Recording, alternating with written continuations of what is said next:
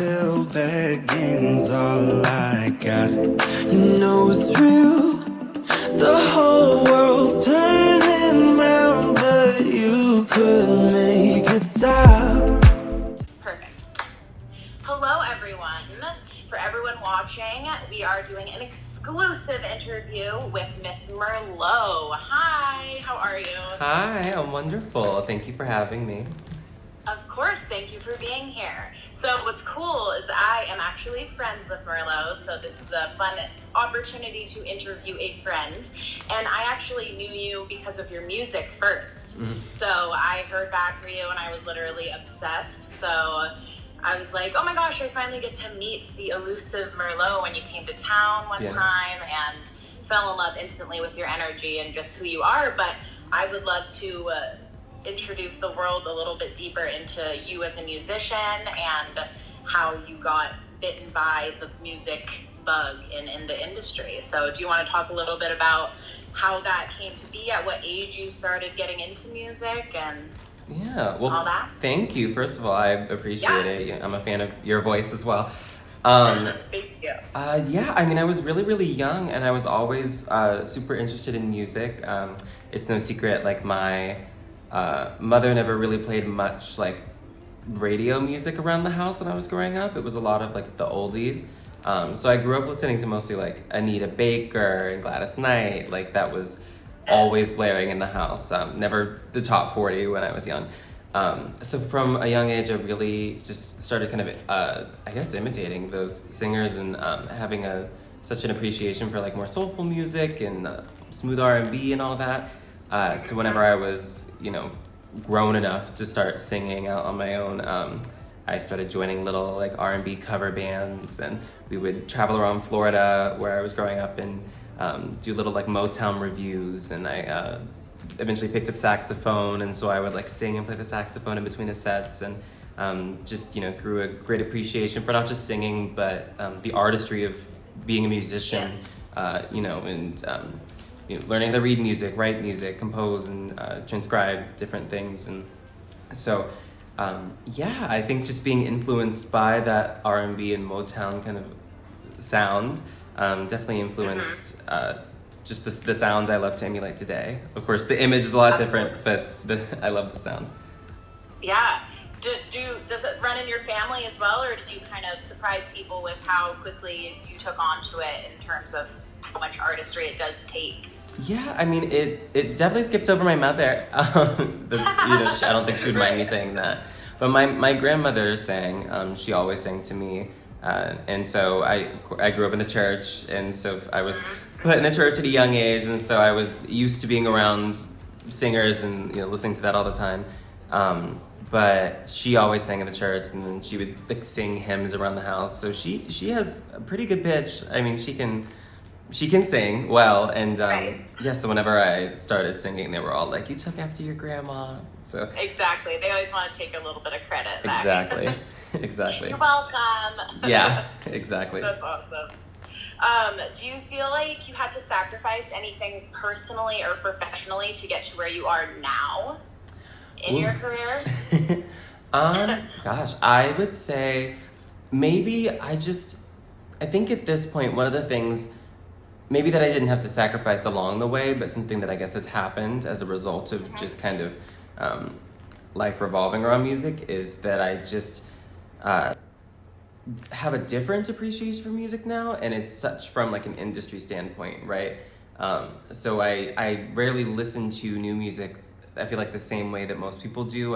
Or watch music videos. I think that one thing that I've lost is just, like, a complete joy and experience of music, and now I think I always only see it from, like, the behind the scenes and 360 viewpoint of the music industry. Like, I'm looking up labels, I'm looking up, like, oh, who's this person signed, like, who were the songwriters in this, like, oh, I wonder what set this was in LA that this is, like, little things like that where I wish I could get back that kind of innocent joy that I used to get from just listening to new music and hearing about new artists. I feel like kind of diving into the music industry, or dipping my toes or whatever, has kind of taken a little bit of the sheen off of just enjoying music, which is something that I feel like I guess sacrifices a good enough word for it. But yeah, I miss just kind of just listening and just enjoying. Getting to enjoy it without that filter of like, Yeah. I noticed every little thing, you know. Yeah. Definitely. Very nice. Okay, so COVID-19 is a huge pandemic that we're still going through. How did that affect you? Like obviously not in a nutshell, but over this past year, like how has that affected things? Where are you now? Like a little bit about just how this year has been for you as a person and as a musician and singer. Yeah, I mean, for sure. It obviously, affected the arts in general so strongly. Everyone. I definitely had a lot of plans that did not come to fruition, which, everyone it happened to, no special case.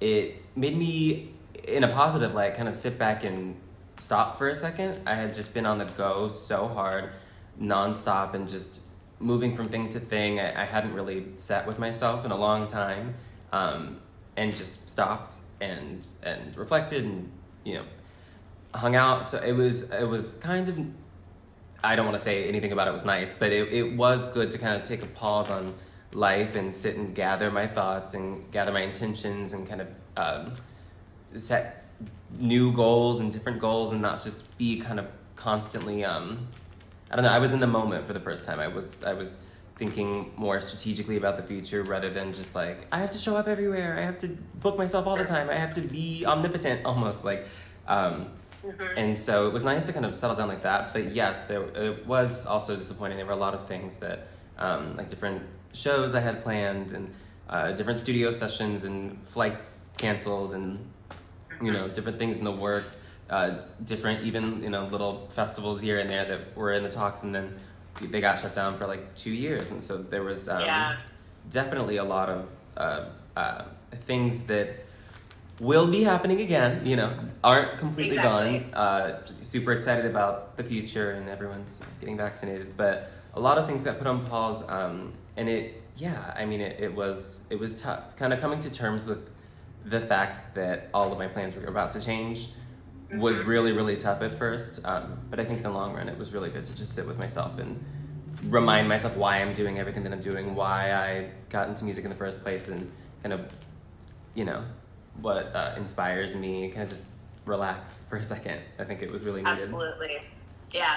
I feel like a lot of artists that I've talked to, and myself included, have similar feelings on it, especially now that it's a little bit more, like we're still in it, but the brunt of it is in the past, so there's a little bit more of, I can like look back and kind of see what I did and how I went through it with a little bit more perspective. Yeah.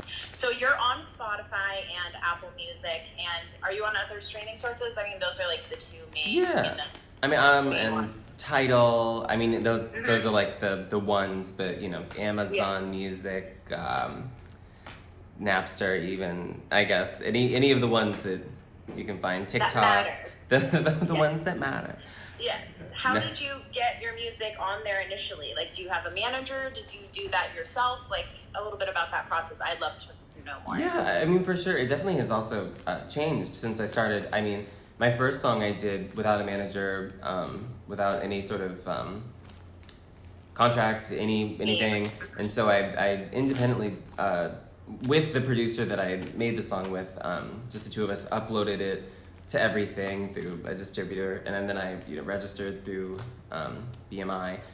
But that was totally independent and just kind of on my own, and I didn't really know what was gonna happen when I first I was just like, oh, okay, like I called a friend. Yeah, I called in a favor, and I was like, oh, can we throw together like a little photo shoot to commemorate that? Maybe we can try to pitch it for something. But I really, had no set in stone, like, oh, I can get this to people for sure.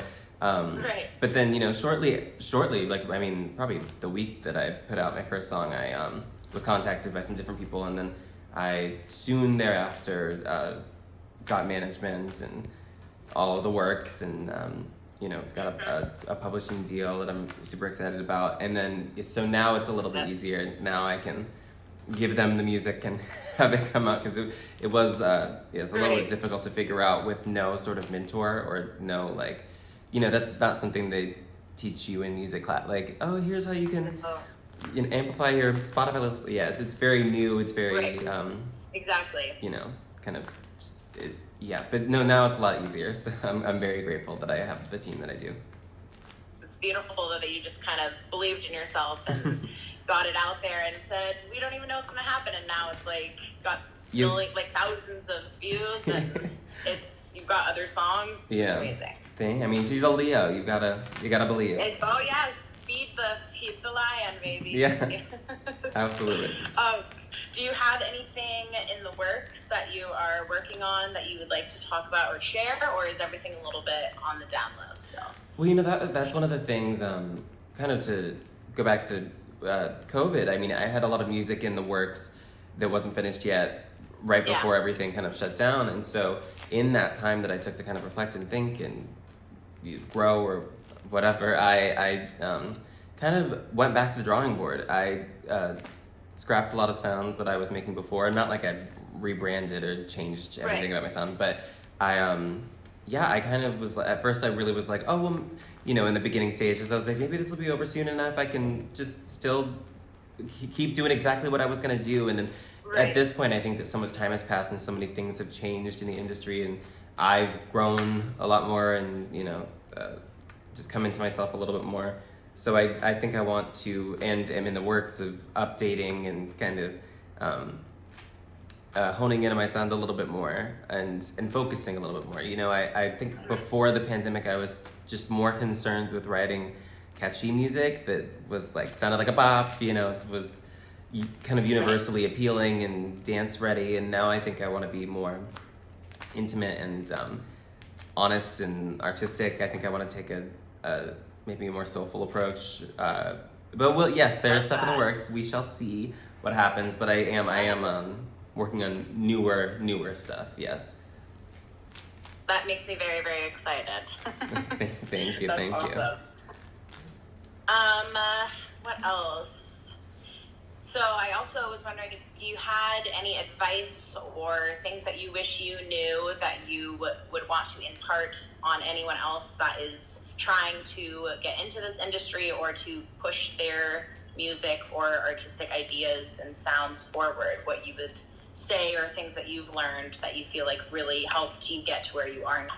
Yeah, well, for sure. I mean, I think that, so I don't know if I could necessarily give advice. I don't want to, say that I'm in a position where I could just freely tell people what to do. But I do wish there are things that I know now that I wish people had told me, especially when it comes to just knowing your worth. A lot of times, it's so often, companies or whoever, whether it's labels or even your peers or whoever, they'll, I don't know, it's so easy to undersell yourself, especially when you're just starting out, if you don't have a huge following already, or if you don't have any numbers on Spotify, it's so easy to convince yourself that it's not worth a certain amount of money, it's not worth a certain amount of this, or that you shouldn't be able to do this. I think that just holding on to things and owning your rights to things until you feel comfortable signing on a dotted line, until you feel comfortable taking that check, until I would definitely fight for your worth, because so many people will try to undersell you, and not because they think that you're not worth it, but because they know that you don't know any better. And so I think just remaining really smart, you know what I mean? It's not that they don't think you deserve whatever, it's just that it's so easy to be manipulated and kind of taken advantage of in the industry. And not saying that I've been completely manipulated or anything like that, but just seeing how business savvy. You gotta know people will take the shortcuts or just take a better deal for them. Yes. Not necessarily give you a worse deal, but that's just, someone always has to come out on top in these situations. Exactly. So I definitely understand. And get a lawyer. Get a lawyer instantly. Read the jargon. Exactly. Someone needs to read the contracts, because I promise it's difficult. They're 80 pages, but I think having someone in your court that is in your best interest and not the interest of another party, a lot of labels or different executives will want to give you a lawyer, and I think getting your own lawyer or something of that nature is really, really intelligent. Just because it can save you a lot in the long run and not cost you a ton. Yeah. Amazing. And so you're living in New York right now? Yes, I'm in Brooklyn right now at the moment. Or, right, not right now, but I live in Brooklyn, yes. Right. Fantastic. And do you see yourself happy in staying in New York for a while, or do you plan on, like, what's the plan for the future now that we kind of, things are opening up a bit and everything? You know, that's the thing. I mean, everything's kind of opening. I mean, even today, they just lifted the curfew on, like, bars and restaurants. So as things are progressing more and more, I mean, I love it here. I will always love New York. I think I want to stay here for a while, but I haven't been to LA since before COVID. I want to get back out there. Maybe not to move. I have to go back. I have so many friends there, and so much of the industry is there. So I love New York. I will always have a place in my heart for New York, but I can't really commit to much of anything right now, just because I think so many things are still up in the air, and so many kind of, those things are settling into place now, that like that kind of new normal is settling down, and we're kind of figuring out what it's gonna look like very soon. So once the real summer hits, and maybe around the fall, I'll kind of reassess and see where everything in life is at, and whatever is in my best interest. But no, for now, I have no intention of moving out of New York right now. No, I love it so much. I know. It steals your heart, doesn't it? It's like, well, for some people are like, oh, I could never. And then the other people are like, oh, this is it. Yeah, it is like, not for everyone, but no. But I love it still. Exactly. I'm not gonna change, maybe through and through, 'cause I'm bad for you, 'cause I'm bad for you.